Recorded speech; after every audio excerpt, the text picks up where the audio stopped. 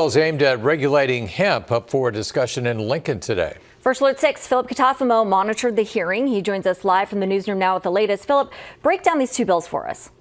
Well, John and Jacqueline, let's start with LB 316. It aims to limit the legal amount of THC allowed in hemp products like delta-8, a lesser potent version of cannabis. Lawmakers in support say it would cut down on and essentially ban those synthetic marijuana substances, which they say have caused harm to Nebraska citizens.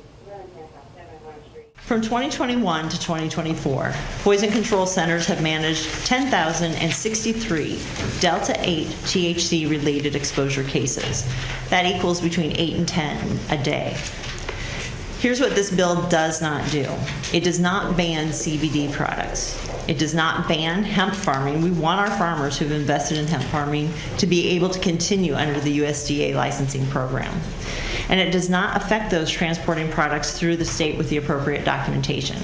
During her testimony, Senator Kauth mentioned other states like Colorado and Missouri have already banned similar products. Sarah Linden, she runs Generation V and Grateful Green Dispensary. She worries if it passes, it will ban products that are already legal in the state and create a black market.